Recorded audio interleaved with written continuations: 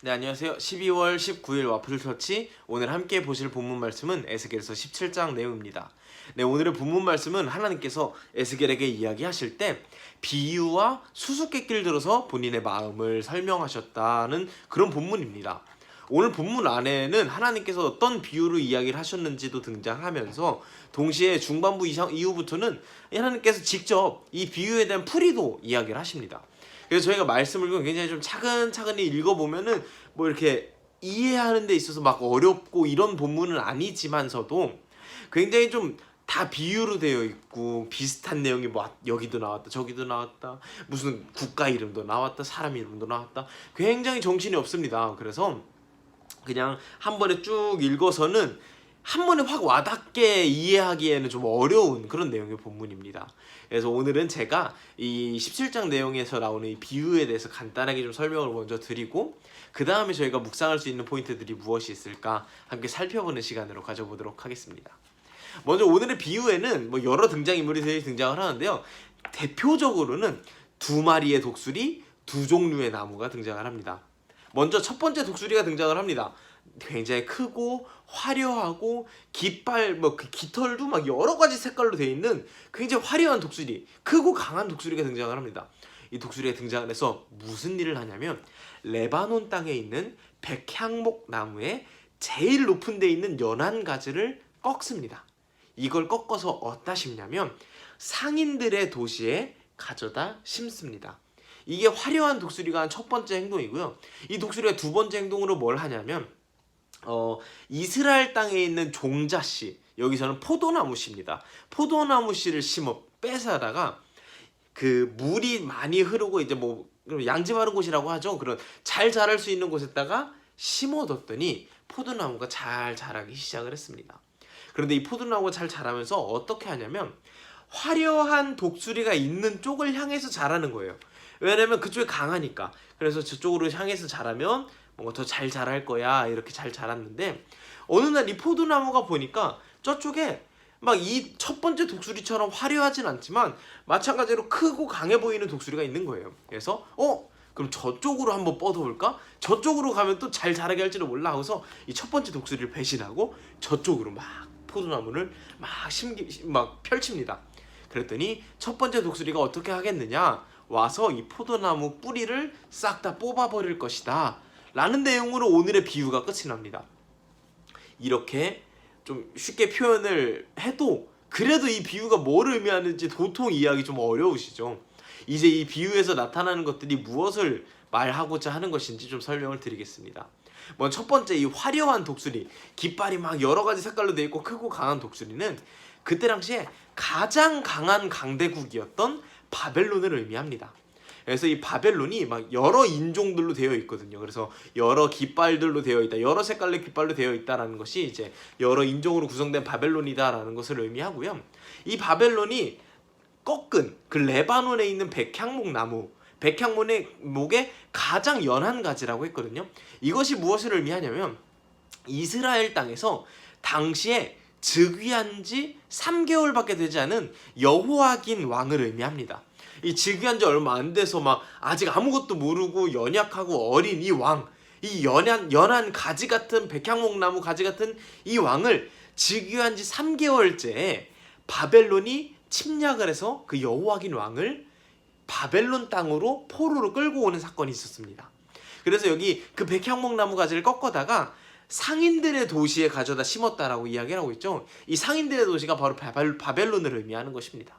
그러면서 이스라엘 땅의 종자씨를 빼다가 심었다라고 얘기를 하는데 이때 심을 때로 뭐라고 얘기하냐면 수양버들처럼 심었다라고 이야기합니다. 수양버들이 굉장히 막 흐물흐물하고 막 낮게 있고 이렇잖아요. 여기서 말하는 이스라엘 땅에서 가져온 포도나무 종자씨가 바벨론 왕이 여호아긴 왕을 포로로 데려온 다음에 이 여호아긴 왕의 삼촌격 정도 되는 시드기야 왕을 다시 그쪽에 왕으로 세우거든요. 그러면서 이 시드기야 왕에게 바벨론에 100% 복종할 것을 이제 언약시킵니다. 그러면서 이제 이스라엘 국가가 이 버들나무처럼 굉장히 막 낮은 자세를 취하는 것을 여기서 비유로 이야기하는 것이죠. 이 여호와긴 왕을 포로로 갖고 온 것이 백향목 나무고요. 이 바벨론 왕이 다시 세운 왕이 시드기야 왕이 되는 것입니다. 이제 그것이 포도나무가 되는 것이죠.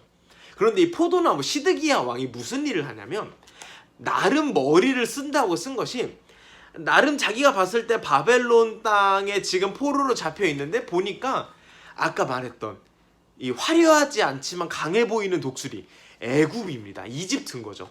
이 이집트랑 잘 어떻게 하면은 이 강대국끼리 싸워서 자신들은 빠져나올 수 있겠다라고 하는 이런 좀 나름의 지혜를 쓴 건데 바보 같은 짓이었죠. 그래서 아까 포도나무를 이야기한 것처럼 이 이집트 땅에 슬쩍 붙습니다. 가서 이제 뭐 며칠 전에 본문에도 나온 것처럼 가서 이제 성전에 있는 금붙지로 갖다 주면서 약 이렇게 막 뭐죠 우리 좀 잘 봐주십시오 막 하는데 그걸 다 걸리죠. 그래가지고 바벨론이 뭐 이집트도 치고 이스라엘도 치고 굉장히 훨씬 강했으니까요. 그래서 이 굉장히 바보 같은 시드기야 왕이었던 거죠. 굉장히 근시안적인 태도, 눈앞밖에 볼 수 없는 그런 태도로 이 상황을 모면하려고 했었는데 그것이 실패한 것에 대해서 하나님께서 이야기를 하십니다. 이스라엘 백성들이 그동안 벌였던 어떤 그동안의 일들에 대해서 하나님께서 지적을 하시면서 이야기를 하시는 것이죠. 그런데 이 시드기야 왕이 어떻게 보면 하나님께서 지금 지적하고자 하는 어떤 중심 인물인데요. 포도나무인 거죠. 이 포도나무로 비유되고 있는 시드기야 왕이 굉장히 외교를 잘 못한 거죠. 어떻게 보면 바벨론에게 뭐 포로가 잡혔으면 거기서 조용히 있던가 괜히 또 이집트까지 들먹여가지고 더 막 처참히 밟히게 되는 이런 끔찍한 바보 같은 짓. 하나님께서 이야기하는 거를 굉장히 좀 1차원적으로 살펴보면 결국은 시드기야 왕이 외교를 잘 못해서 너네가 멸망한 거다라고 이야기를 하시는 것이라 볼 수도 있을 것 같습니다. 그런데 조금 더 역사적인 상황을 살펴보면 하나님께서 지금 안타까운 건 이런 거예요. 이 이스라엘 땅이 바벨론에게 포로에 잡힌 것도 어떻게 보면 하나님께서 계획하신 것이었는데 하나님께서도 어련히 알아서 잘 구출해 주시고 할 건데 그럼에도 불구하고 자신의 지혜만 믿고 막 여기저기 들쑤시고 다녔던 것이 하나님 입장에서는 굉장히 안타까웠던 것이죠. 이제 역대하 36장에 보면 이런 장면이 나옵니다. 역대하 36장 13절에 이게 어떤 내용이냐면 이 시드기야 왕과 바벨론의 느부갓네살 왕이 서로 언약을 하는 장면입니다. 그런데 굉장히 특이한 건 이 언약을 할 때 시드기야 왕이 하나님의 이름을 걸고 바벨론에게 복종할 것을 언약을 합니다. 하나님의 이름을 걸고 바벨론에게 복종할 것을 언약을 한다라는 것이죠. 굉장히 좀 그래? 뭐 하나님의 이름을 걸고 뭐 이렇게 이상하게 생각할 수가 있는데 하나님께서 결국 바벨론에게 포로로 잡혀가게 하신 이도 하나님이지만 거기서 결국 다시 회복시키시고 이스라엘을 부활시키실 것도 하나님이었는데 이스라엘이 이 시드기야 왕이 자기 맘대로 하다가 이를 그르쳐버린 것에 대해서 결국은 하나님 앞에서 한 언약은 전혀 생각지도 않고 자기 맘대로 한 것에 대해서 하나님께서 화가 난다라고 이야기를 하시는 것이죠. 사실 이 구약의 역사를 보면 하나님의 언약을 계속 깨는 역사밖에는 지속되지 않습니다. 아담도 하나님과 세웠던 그 언약, 선악과를 먹지 않아야 된다는 그 언약을 깨버렸고요. 뭐 그 이후에 바벨탑을 세운 것도 마찬가지고요. 노아 때로 마찬가지고요. 그 이후에 뭐 출애굽한 백성들이 계속 하나님의 이야기를 어겼던 것도 마찬가지고요. 사사기 때는 뭐 말할 것도 없고 왕을 세워달라 그래서 왕을 세웠는데도 마찬가지입니다. 계속 하나님과의 언약을 깨는 이스라엘의 역사를 하나님께서 화가 나서 보여주고 계신 것입니다. 오늘 본문 말씀에서 그냥 간단하게 눈앞에 보이는 것처럼 그냥 바벨론과 이집트 사이에서 외교를 잘 못했다 라기보다는 하나님과의 언약을 계속 깨고 있는 이스라엘 민족의 모습을 보여주고 있습니다. 그런데 말이죠, 하나님께서 오늘 본문에서 너네들이 계속 내 언약을 깨니까 내가 너무 속상하다 해서 끝이 아니라 오케이 이제는 내가 언약할게 라고 하나님께서 굉장히 좀 감격스러운 이야기를 하십니다.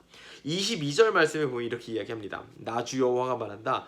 내가 백향목 꼭대기에 11가지를 꺾어서 이스라엘의 가장 높은 산에 심겠다 라고 하시면서 그것이 자라서 가지가 무성하고 열매를 맺어 훌륭한 백향목이 될 것이며 갖가지 새들이 그 아래에 깃들이고 거기서 보금자리를 찾아 살 것이다 라고 이야기하면서 24절 맨 마지막에 이렇게 이야기하십니다.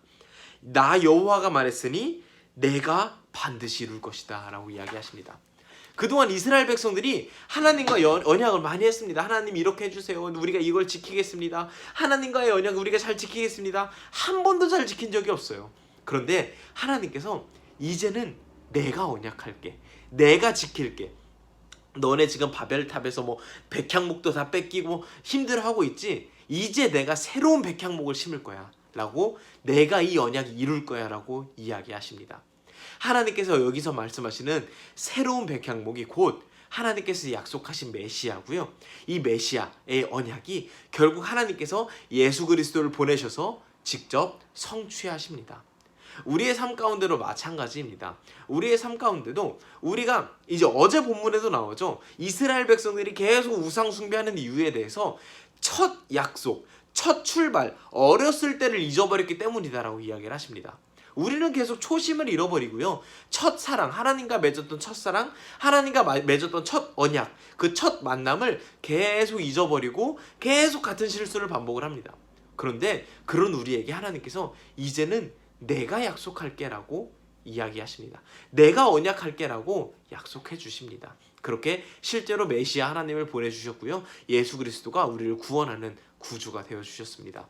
우리의 삶 가운데도 수많은 죄악들, 계속해서 반복되는 죄악들, 하나님과 맺었던 그 첫 언약, 첫 계약을 계속 잊어버리고 이 바벨론에 붙었다, 이집트에 붙었다 하는 것처럼 어떨 때는 돈에 붙었다가, 어떨 때는 성공에 붙었다가, 어떨 때는 뭐 가족에 붙었다가, 어떨 때는 권력에 붙었다가 막 왔다 갔다 하면서 하나님이 아닌 다른 것을 의지하는 우리의 삶 가운데 하나님께서 약속하십니다. 너 계속 나 의지하지 않고 다른 것들 의지하며 살아가고, 나만 의지하며 살겠다고, 주 없이 살 수 없겠다고 고백했던 그 고백들 다 잊어버리고 살아도 나는 너랑 했던 그 언약 잊지 않고 살 것이고 내가 너를 회복할 것이다 라고 이야기하시는 그런 하나님의 모습을 우리가 생각해 봤으면 좋겠습니다. 오늘 이 큐티 말씀을 통해서 혹시 내가 하나님과 맺었던 약속들이라든지 하나님과 내가 맨 처음 사랑을 나눴던 그 첫사랑의 기억들을 다시 한번 생각하면서 내가 그것들을 다 잊진 않았었는지, 혹은 내가 하나님이 아닌 다른 것들이 막 여기저기 달라붙어가면서 박쥐처럼 그렇게 의지하며 살지는 않았는지, 그런 모습들을 돌이켜볼 수 있는 그런 저와 여러분이 되었으면 좋겠습니다. 감사합니다.